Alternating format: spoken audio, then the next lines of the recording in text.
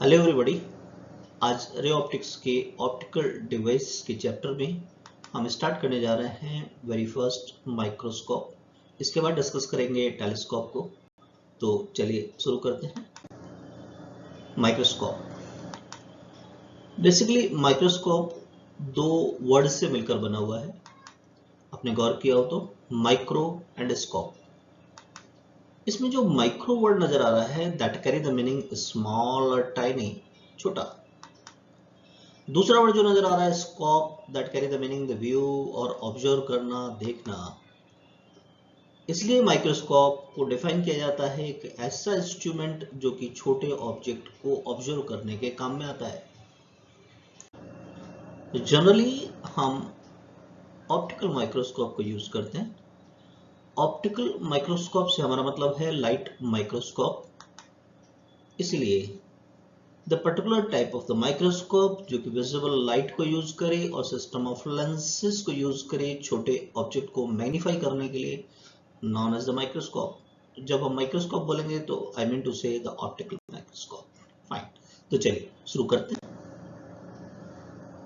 Microscope को हम categorise कर सकते हैं दो पार्ट में, simple microscope and compound microscope. तो first of all simple microscope देखते हैं। इसमें होता क्या है, एक सिंगल कॉन्वेक्स लेंस, कई बार इसको मैग्नीफाइंग ग्लास भी कहते हैं, जिसकी की फोकल लेंथ तो छोटी होती है, उसे यूज करते हैं। तो आपको याद रखना है simple microscope carry the meaning एक कॉन्वेक्स लेंस जिसकी की फोकल लेंथ कम होती है, जो मैग्नीफाइंग का काम करता है, छोटे ऑब्जेक्ट को बड़ा देखने के काम में आता है, डे टू डे के काम में। Fine, okay. अब बात करते हैं कि इससे ऑब्जर्वेशन होता कैसे। मान लीजिए एक ऑब्जेक्ट है हमारे पास, ये प्रिंसिपल एक्सिस कहलाएगा, और हम इस ऑब्जेक्ट को देख रहे हैं बिना माइक्रोस्कोप की हेल्प के। फिर माइक्रोस्कोप लगाएंगे, कुछ डिस्टेंस पे रखा हुआ है। कैपिटल डी का मतलब least distance of distinct vision 25 centimetre, जिस पर जनरली हम चीजों को देखा करते हैं। लाइट रे आ रही है यहाँ से और एक एंगल बना रहा है यहाँ पर, विजुअल एंगल कहलाता है, जिसे इन जनरल हम अल्फा से रिप्रेजेंट करते हैं बिना माइक्रोस्कोप या टेलीस्कोप की मदद से जो एंगल बन रहा। अब हमारी एक लिमिट होती है। पिछले चैप्टर में हमने डिफेक्ट ऑफ आइज, जिन्होंने नहीं देखा उसे देखिएगा, उसमें बात की थी कि इन जनरल जो हेल्थी ह्यूमन बीइंग होता है ज्यादा से ज्यादा 25 सेंटीमीटर पर ऑब्जेक्ट को रख सकता है क्लियर विजन के लिए। 25 सेंटीमीटर से पास में यदि ऑब्जेक्ट को हम लेके आते हैं तो स्टैंड पड़ता है आंखों पे। तो जितना मैक्सिमम जो एंगल बन सकता है वो केवल ऑब्जेक्ट को हम 25 सेंटीमीटर, जिसे कैपिटल डी से रिप्रेजेंट करते हैं, पर रख सकते हैं। इससे बड़ा हम एक व्यू नहीं देख सकते, क्योंकि पास में ऑब्जेक्ट को लेकर आएंगे, ठीक है, एंगल तो बढ़ेगा लेकिन आंखों पर स्ट्रेन पड़ेगा। तो फिर हमें एक माइक्रोस्कोप या सिंपल माइक्रोस्कोप इन जनरल, जिसे हम मैग्नीफाइंग ग्लास कहते हैं, उसकी जरूरत पड़ेगी। तो इस एंगुलर साइज को बढ़ाने के लिए हमें एक माइक्रोस्कोप की जरूरत पड़ रही है, राइट। पहले तो हमने ये देखा। तो चलिए, सिंपल माइक्रोस्कोप के नाम पर हमारे पास होता है कॉन्वेक्स लेंस, वो इसका ऑप्टिकल सेंटर है। ये हमने प्रिंसिपल एक्सिस बनाया, आप दिखाने जा रहे हैं कि कैसे यहाँ पर विजुअल एंगल पड़ेगा। अब ये ऑब्जेक्ट को हम पास में ले आए, ठीक है। एक लाइट रे जो पैरेलल आ रही है, रिफ्रैक्शन के बाद फोकस से पास ऑन हो जाएगी। फाइन, इमेज बनाने के लिए एक और लाइट रे मेरे को चाहिए, उसको ऑप्टिकल सेंटर से पास ऑन कर दें। आप देखिए दोनों लाइट रे इधर तो मिलेंगे नहीं, जब हम यहाँ से देखेंगे तो पीछे प्रोसीड करना होगा मुझे, और यहाँ कहीं आकर मिल रही है, तो यहाँ एक इमेज का फॉर्मेशन हो रहा है, राइट।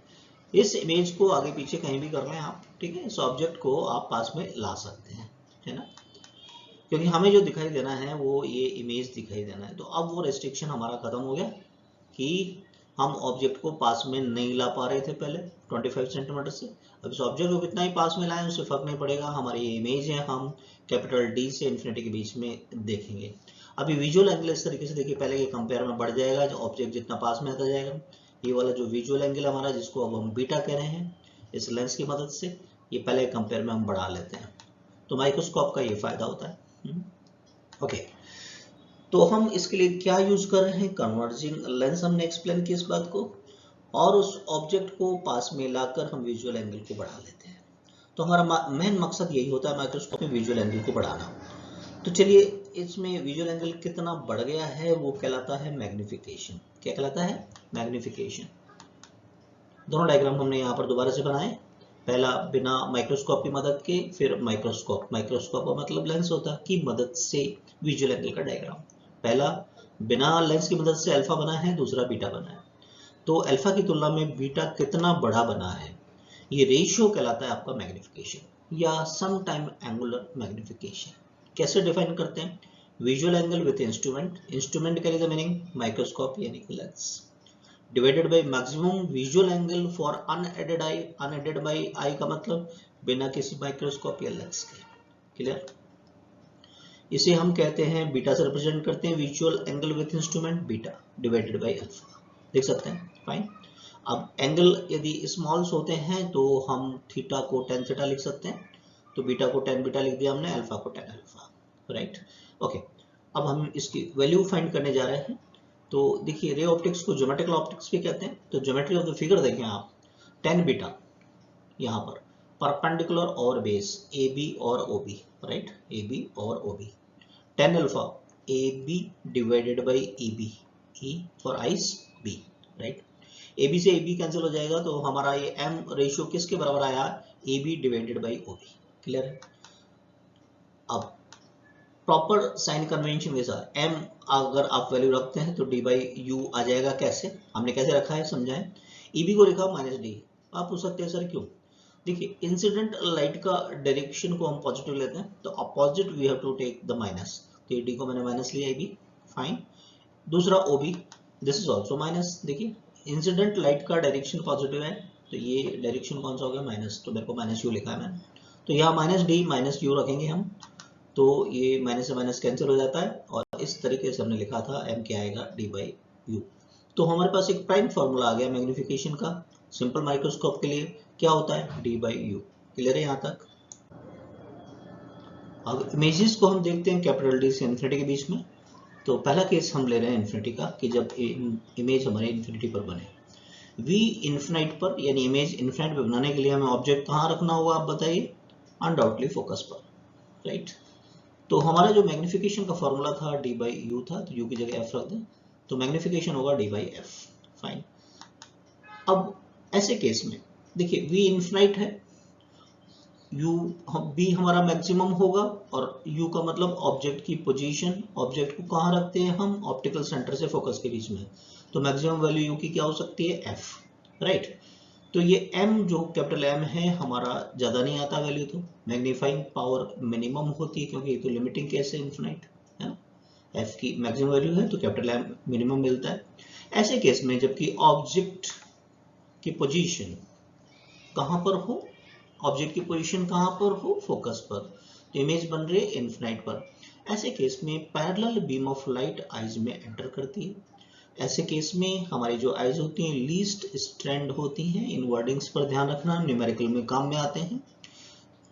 तो हम इस पोजीशन को कहते हैं नॉर्मल आई, क्योंकि रिलैक्स्ड होती हैं, रिलैक्स्ड या अनस्ट्रेंड पोजीशन ऑफ द माइक्रोस्कोप।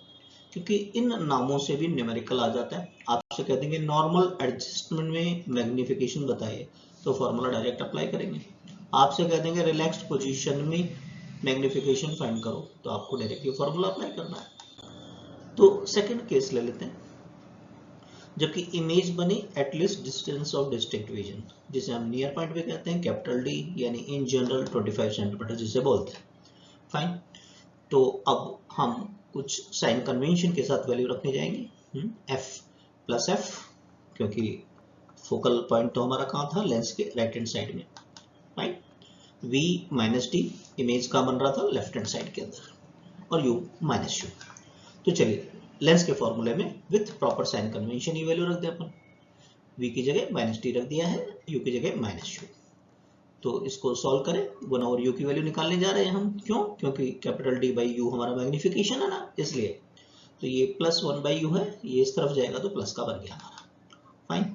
अब मैग्निफिकेशन क्या था? D बाई यू, तो 1 बाई यू। तो देखिए इस पूरे को कैपिटल D से मल्टीप्लाई कर दे हम, तो क्या 1 प्लस डी बाई एफ आ जाएगा। तो सेकंड केस में जबकि हमारा इमेज बन रहा है least distance of distinct vision पर, तो मैग्निफिकेशन बढ़ जाता है मैक्सिमम होता है 1 plus D by F.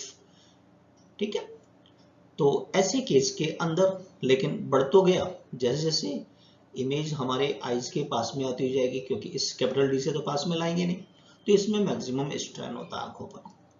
Magnifying power तो मैक्सिमम हो गया, ये क्लोजेस्ट होती है आई के फाइनल इमेज, तो आई पर मैक्सिमम स्ट्रेन पड़ता है। तो ये वर्ड याद रखना कि मैक्सिमम स्ट्रेन के केस में आपसे मैग्निफिकेशन पूछेंगे, तो क्या अप्लाई करेंगे अपन, capital M equal to 1 plus D by F. Fine, okay. अब कंपाउंड माइक्रोस्कोप पर जाने से पहले थोड़ा ये आइडिया ले लें कि क्या सिंपल माइक्रोस्कोप कोई काम का होता है, नहीं होता है। एप्लीकेशन हमारे कई बार काम में आ जाता है। सबसे पहले तो बायोलॉजिकल स्पेसिमेन, एल्गी, फंजाई को स्टडी करने के लिए इस सिंपल माइक्रोस्कोप को काम में लेते हैं। फिर आपने देखा होगा घड़ी साथ जो होते हैं, छोटे छोटे जो पार्ट्स होते हैं घड़ी के, उसको देखने के लिए भी एक माइक्रोस्कोप, वो क्या होता है, जस्ट कन्वर्जिंग ग्लास होता है ना। ज्वेलर्स के पास में भी ये बड़ा काम का होता है, फाइन पार्ट्स ज्वेलरी के देखने के लिए। बुक के छोटे लेटर्स को देखने के लिए भी इसको काम में लेते हैं। तो इन सब के लिए हम क्या काम में लेते हैं, सिंपल माइक्रोस्कोप। क्या इन्हीं में काम में आता है, नहीं, बहुत सारी एप्लीकेशन है, कुछ की बात हम यहाँ पर करने जा रहे हैं। आपने देखा होगा कि जो सॉइल्स होते हैं उसके डिफरेंट पार्टिकल को स्टडी करने के लिए भी इसको काम में लेते हैं, किसे, सिंपल माइक्रोस्कोप को। और जो हस्तरेखाएं देखते हैं, पामिस्ट जिसे कहते हैं, वो लोग भी इसको काम में लेते हैं। इवन आपके स्किन स्पेशलिस्ट होते हैं, वो भी various disease, skin related disease को आइडेंटिफाई करने के लिए किसको काम में लेते हैं, सिंपल माइक्रोस्कोप को। इवन स्टैम्प और एनग्रेविंग्स की जो डिटेल्स को स्टडी करने के लिए भी सिंपल माइक्रोस्कोप काम में आता है। कुछ एप्लीकेशन की चर्चा हमने की, यानी सिंपल माइक्रोस्कोप का मतलब ये नहीं है कि नाम सिंपल है तो काम में नहीं आता, बहुत काम में आता है। तो चलिए, कंपाउंड माइक्रोस्कोप। कंपाउंड वर्ड का मतलब है ऐसा माइक्रोस्कोप जिसमें एक से ज्यादा लेंस का यूटिलाइजेशन करें। कंपाउंड माइक्रोस्कोप बेसिकली दो ऑप्टिकल पार्ट से मिलकर बना होता है। पहला ऑब्जेक्टिव लेंस कहलाता है और दूसरा कहलाता है आईपीस और ओक्यूलर लेंस। तो सबसे पहले कंपाउंड माइक्रोस्कोप में दो लेंसेज यूटिलाइज होते हैं। पहला जो ऑब्जेक्ट की तरफ होगा, that is known as objective lens, and second towards the eye is known as the eyepiece or the ocular lens. eyepiece जो होता है, जो आंखों की तरफ होता है, वो एक सिंपल माइक्रोस्कोप की तरह से काम करेगा, मैग्नीफायर की तरह से काम करेगा, नथिंग एल्स। मतलब ये हो गया, सिंपल माइक्रोस्कोप के साथ एक ऑब्जेक्टिव लेंस और ऐड कर दिया जाए तो हमारा क्या बन जाता है, कंपाउंड माइक्रोस्कोप। इस चीज को याद रखना, न्यूमेरिकल में काम में आएगा कि आईपीस सिंपल माइक्रोस्कोप होता है, यानी उसकी जो मैग्निफिकेशन हमने पढ़ा था उसे याद रखेंगे आप। इनफिनाइट पर तो क्या था, कैपिटल डी बाई एफ, और जब कैपिटल डी पर इमेज हमने देखा तो क्या हो गया था, 1 plus D by F. Directly हम उसको यूटिलाइज करेंगे। तो आप इस लाइन को याद रखना, आईपीस कैसा बिहेव करता है, सिंपल माइक्रोस्कोप जैसा।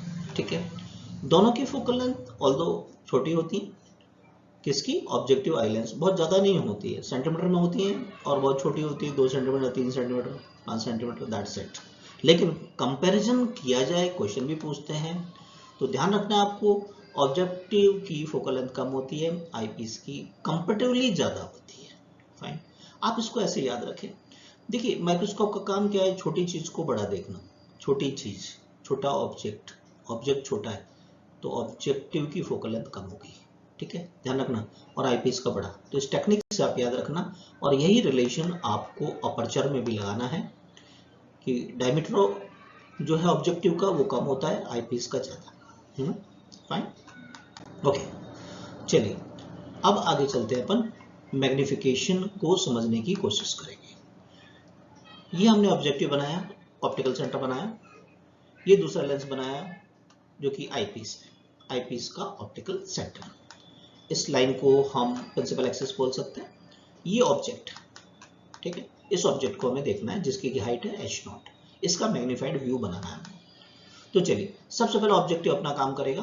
एक पैरेलल लाइट रे आ रही है तो वो ऑब्जेक्टिव के फोकल पॉइंट से पासिंग हो जाएगी, दूसरा ऑप्टिकल सेंटर से पास होगी, तो एक इंटरमीडिएट इमेज का फॉर्मेशन हो गया, a' b', इसको हमने HI कह दिया।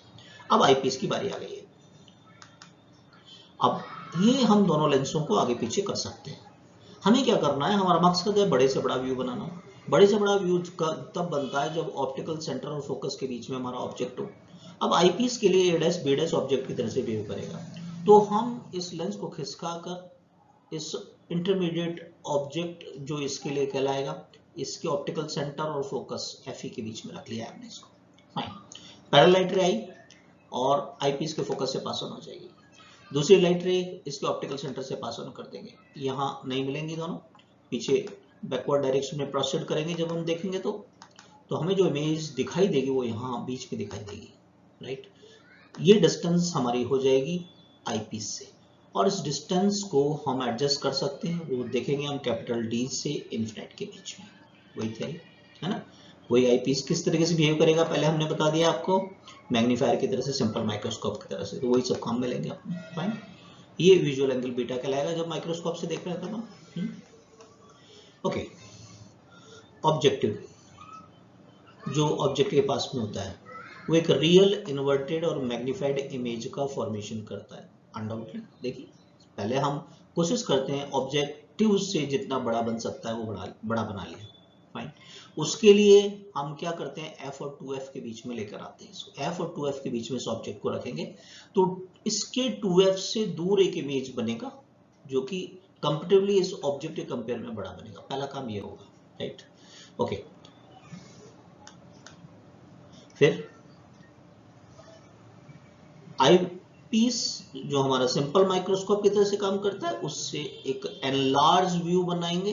कैसे बनाते हैं हम, इस जैसा हमने बताया इंटरमीडिएट जो इमेज बनी थी वो आईपीएस के लिए ऑब्जेक्ट की तरह से बिहेव करेगी, उसको इसके ऑप्टिकल सेंटर और फोकल पॉइंट के बीच में रखेंगे तो एक एनलार्ज और एक वर्चुअल इमेज का फॉर्मेशन करेंगे। फाइन, चलिए अब मैग्निफिकेशन देख लेते हैं। वही डायग्राम दोबारा बना दिया हमने। अब इसको थोड़ा सा ध्यान से समझना, इसमें बड़ा कंफ्यूजन रहता है मैग्निफिकेशन में। सबसे पहले एक अप्रोक्सीमेशन यूज करेंगे इसके अंदर, उस अप्रोक्सीमेशन को समझ लो। देखिए लेंथ ऑफ द ट्यूब का मतलब होता है ऑब्जेक्टिव और आईपीस के बीच का डिस्टेंस बेसिकली। राइट, एक ट्यूब के बीच में लगे रहते हैं ये दोनों ग्लासेस, दोनों लेंसेस।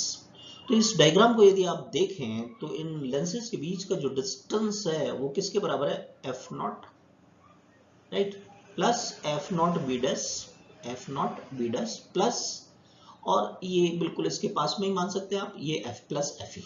Fine, okay. अब क्या होता है, एफ नॉट और एफ ई आपके बहुत छोटे होते हैं कंपेरेटिवली डिस्टेंस के कंपेयर में। ओके, तो आप इसको नेग्लेक्ट कर दें तो ये एल अप्रोक्सीमेटली किसके बराबर होता है, एफ नॉट बी डैश। ये अप्रोक्सीमेशन आप ध्यान रखेंगे, ठीक है, एनसीईआरटी से ले आइए। अब मैग्निफिकेशन की फाइनली बात कर लेते हैं। देखिए इस कंपाउंड माइक्रोस्कोप में दो लेंसेज है, ऑब्जेक्टिव और आईपीस, ठीक है। तो टोटल मैग्निफिकेशन होगा ऑब्जेक्टिव का मैग्निफिकेशन मल्टीप्लाई बाय आईपीस का मैग्निफिकेशन। फाइन, तो आईपीस का तो हमें पता है कि सर कैसे पता है, हमने क्या बताया था, ये तो सिंपल माइक्रोस्कोप है, डायरेक्ट वैल्यू रख देंगे। तो हम फाइंड कर लेते हैं magnification due to the objective, जिसको हमने एम नॉट कहा है। फाइन, तो जरा ये दोनों ट्रायंगल्स आप देखिए, tan थीटा, ये डिस्टेंस ए बी के बराबर होगा, हाइट यहाँ से ग्रीन लाइट प्रिंसिपल एक्सिस से A B divided by O F nought, divided by O F nought equal to, इस ट्रायंगल में देखिए A dash B dash divided by F nought B dash. Clear है, तो A dash B dash divided by A B, image की height divided by object की height, ये magnification objective के कारण, तो हो गया F nought B dash divided by O F nought. Fine, अब with proper sign convention value रख दें अपन। तो देखिए ए डैश बी डैश उल्टा बना हुआ है, प्रिंसिपल एक्सिस के नीचे मेजर करते हैं माइनस में लिखते हैं, प्रिंसिपल एक्सिस के ऊपर तो प्लस लिखा है मैंने। और ये जो एफ नॉट बी डैश है वो अप्रोक्सीमेटली एल कहलाता है, आपने बात कर ली पहले। ओ एफ नॉट क्या है भाई, ऑब्जेक्टिव की फोकल लेंथ। फाइन, तो यहां से कह सकते हैं H I by H not क्या होगा, minus L by F not, तो इस एम नॉट की वैल्यू आ गई हमारे पास। राइट, तो चलिए अब टोटल मैग्निफिकेशन देख लेते हैं कि एम नॉट तो हमारे पास ये आ गया, टोटल मैग्निफिकेशन है M not multiply by M E, तो ये हो गया minus L by F not, और पहले एम ई की फंडामेंटल वैल्यू क्या आई थी हमारे पास सिंपल माइक्रोस्कोप की, कैपिटल डी बाई यूवी। तो ये फंडामेंटल फॉर्मूला अपन याद रखेंगे। पहले फर्स्ट केस देखते हैं कि जब इमेज हमको इन्फिनिटी पर देखना है, तो आईपीस की बात करें तो वीई इनफाइनाइट, तो यूई हमारे पास एफ ई हो गया था। और याद करें, रिवाइज कर रहे हैं दोबारा, अदरवाइज आपको याद रहना चाहिए। तो एम ई क्या था, डी बाई यूई, और ये वैल्यू हमने लिखा था डी बाई एफ ई। ये सिंपल माइक्रोस्कोप वाली बात हो गई। तो राइट, टोटल मैग्निफिकेशन के लिए हम फॉर्मूला लगा दें, एम नॉट हमने कैलकुलेट कर लिया minus L by F not, और ये डी बाई एफ ई हो गया। क्लियर है? अब लेंथ ऑफ द ट्यूब वो क्या होता है, V not plus U. V not कैसे, ऑब्जेक्टिव से इंटरमीडिएट जो इमेज बनी थी उसकी डिस्टेंस, फिर वो इंटरमीडिएट इमेज होती है, आईपीस के लिए ऑब्जेक्टिव तरह से बिहेव करती है। तो इन जनरल एल क्या होता है, V not plus U. Fine, यहाँ पर जब इन्फिनिटी पर इमेज देखते हैं तो यूई की वैल्यू क्या हो जाती है, एफ ई रख दिया हमने। फाइन, अब इसमें जब हमारी इमेज इन्फिनिटी पर बनती है तो पहले भी हम बात कर चुके हैं, यूई हमारा मैक्सिमम यानी एफ के बराबर होता है, तो मैग्नीफाइंग पावर हमारी अनडाउटली मिनिमम होती है, आइज पर पैडल लाइट बीम आती है, ये बातें याद रखेंगे।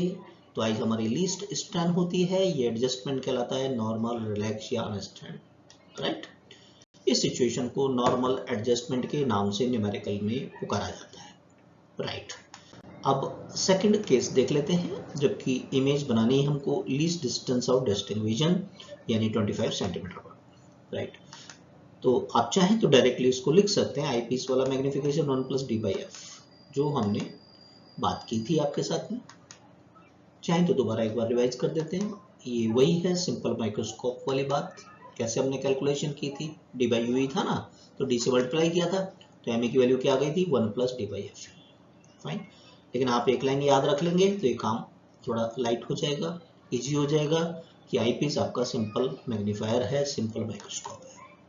टोटल मैग्निफिकेशन यानी कि M not multiply by M E, और M nought minus L by F nought, ये 1 प्लस टी एफ। तो इस केस में लेंथ ऑफ द ट्यूब की बात करें यदि वी नॉट प्लस यूई, तो V not it's okay, U E की वैल्यू और हमें रखनी है। यूई कहाँ से कैलकुलेट करेंगे, देखिए इस रिलेशन से, इसलिए रिवीजन किया है हमने। यूई की वैल्यू निकाल सकते हैं, एलसीएम लें अपन, D F E plus D उल्टा कर दें तो ये आ जाएगा F E D over F E plus D. This is the length of the tube. आइज इस केस में क्या होती है, मैक्सिमम स्ट्रेंथ। राइट, मैग्निफिकेशन पहले के कंपेयर में ज्यादा मिलता है। राइट, ओके, ये माइनस के साइन जो आ रहे हैं, अगर इसका मीनिंग समझना है तो इसका मतलब केवल ये होता है कि फाइनल इमेज इनिशियल ऑब्जेक्ट के कंपेयर में इन्वर्टेड बनती है, उल्टी बनती है। फाइन, कंपाउंड माइक्रोस्कोप की एप्लीकेशंस देख लेते हैं। एक तो पैथोलॉजी लैब के अंदर डिजीजेस को आइडेंटिफाई करने के लिए हाँ जो माइक्रोस्कोप यूज होता है वो आपका ऑप्टिकल कंपाउंड माइक्रोस्कोप ही होता है। फॉरेंसिक डिपार्टमेंट के अंदर माइक्रोस्कोप ये यूज करते हैं वेरियस क्राइम केसेस को डिटेक्ट करने के लिए, वो भी ऑप्टिकल माइक्रोस्कोप होता है आपका। अब मेटल्स मिनरल्स की प्रेजेंस को पता करने के लिए भी कंपाउंड माइक्रोस्कोप ही यूज करते हैं। कुछ एप्लीकेशन पे बात कर रहे हैं, अदरवाइज डे टू डे के काम में बहुत काम में आता है। अच्छा, इवन आप लोगों के स्कूल में कॉलेजेस में जो डिफरेंट एकेडमिक एक्सपेरिमेंट होते हैं उनमें भी ऑप्टिकल माइक्रोस्कोप ही काम में लिया जाता है। Fine, even microbial world, bacteria, virus, इन सब को एग्जामिन करने के लिए भी कंपाउंड माइक्रोस्कोप काम में लेते हैं, अदरवाइज खुली आंखों से तो देख नहीं सकते इनको, है ना। प्लांट सेल्स है, माइक्रो ऑर्गेनिज्म है, इन सब का एग्जामिनेशन भी बायोलॉजिस्ट जो करते हैं वो सब किसकी मदद से करते हैं, कंपाउंड माइक्रोस्कोप की मदद से। क्लियर है? क्वेश्चन देख लेते हैं इस पर, क्वेश्चंस कैसे बनते हैं। तो पहला क्वेश्चन स्क्रीन पर आपके सामने, एक सिंपल मैग्नीफाइंग लेंस है यानी सिंपल माइक्रोस्कोप हो गया, उसको यूज करते हैं इमेज 25 सेंटीमीटर पर बनाते हैं आंखों से दूर। हमें जो मैग्निफिकेशन चाहिए वो 10 टाइम्स चाहिए। 10 टाइम्स का मतलब हो गया ऑब्जेक्ट के कंपेयर में इमेज 10 गुना बड़ी बननी चाहिए। तो जो लेंस सिंपल माइक्रोस्कोप यूज कर रहे हैं उसका फोकल लेंथ क्या है, फॉर्मूला याद करें। फाइन, जब हम कैपिटल डी पर बनाते हैं, ये वर्डिंग्स का ध्यान रखेंगे, उसी से फॉर्मूला हम सोचेंगे, 1 प्लस डी बाई एफ था हमारा। राइट, एम और आपको यहाँ पर कैपिटल डी की वैल्यू पता है, रख देते हैं। एम कितना है 10 टाइम्स बोला है ना, और टाइम्स क्यों बोलते हैं, बीटा बाई अल्फा, अल्फा की तुलना में कितना गुना, दैट्स वाई। ठीक है। Capital D when ever not mention, mention है बहुत अच्छी बात है, 25 ले सकते हैं आप। सॉल्व करें इसको, तो 25 बाई एफ हो गया 9, तो एफ की वैल्यू आ गई 25 बाई 9। अगर ये 10 होता तो 2.5 होता, तो अप्रॉक्सीमेटली कह सकते हैं आप 2.5 सेंटीमीटर के आसपास इसकी फोकल लेंथ। क्लियर है। नेक्स्ट क्वेश्चन लेते हैं। मैग्निफिकेशन एक कंपाउंड माइक्रोस्कोप का 30 है, आईपीस का फोकल लेंथ है 5, इमेज फॉर्म होती है 25 सेंटीमीटर पर। तो ऑब्जेक्टिव के कारण जो मैग्निफिकेशन है वो बताना है। तो सबसे पहले तो दो लेंसेज काम में लिए कंपाउंड माइक्रोस्कोप में, तो मैग्निफिकेशन क्या होता है, M not multiply by M E. Fine, okay. अब याद करो जब 25 सेंटीमीटर बना रहे थे तो एम ई क्या था, 1 plus D by F E. तो ये सब चीजें ध्यान रखनी है, क्वेश्चन से स्ट्राइक होगी। जो वैल्यू पता है हमको रख देते हैं अपन। एम पता है हमको कितना है 30, फोकल लेंथ पता है 5 और कैपिटल डी कितना 25। तो सॉल्व करते हैं इसको, ये हो गया 5, तो 30 एम नॉट 6, तो डिवाइड कर दें हम तो कितना आ जाएगा 5। तो यानी ऑब्जेक्टिव के कारण जो मैग्निफिकेशन मिल रहा है वो कितना है 5 टाइम्स। फाइन, एक और क्वेश्चन ले लेते हैं। Length of the compound microscope है 15 सेंटीमीटर, फोकल लेंथ ऑब्जेक्टिव और आईपीस का 2 सेंटीमीटर और 5 सेंटीमीटर है। तो आपसे पूछा है डिस्टेंस ऑफ इंटरमीडिएट, जो इमेज बनी थी बीच वाली, ठीक है, ऑब्जेक्टिव के कारण, वो ऑब्जेक्टिव से उसका डिस्टेंस क्या होगा जब आईज क्या हो रिलैक्स्ड। तो ये वर्डिंग्स ध्यान रखेंगे, इसी से आपको फॉर्मूला चूज करना है। आईपीस के लिए याद करो, रिलैक्स्ड के लिए हम इमेज बनाते थे इन्फिनिटी पर, तो हम यूई क्या लेते थे, एफ ई, है ना। तो रिलैक्स आई या नॉर्मल एडजस्टमेंट के लिए लेंथ ऑफ द ट्यूब क्या हो गई थी, वी नॉट प्लस यूई, तो यूई की जगह हम क्या रखते हैं, एफ ई। क्लियर है। तो यहाँ से वी नॉट हो गया मेरे पास में L minus F E. Fine, ये वैल्यूज अपने को पता है, रख दें 15 5। तो ऑब्जेक्टिव से डिस्टेंस इमेज की, कौन सी इमेज बीच में जो बनी है 10 सेंटीमीटर आ गया। क्लियर है, सॉल्व हो गया, कुछ समझ में आ गया माइक्रोस्कोप। नेक्स्ट टर्न पर हम इस ऑप्टिकल डिवाइस का नेक्स्ट टॉपिक लेंगे, टेलीस्कोप। जो फर्स्ट टाइम आए सब्सक्राइब कीजिए, मिलते हैं नेक्स्ट टॉपिक के अंदर। Thank you for watching.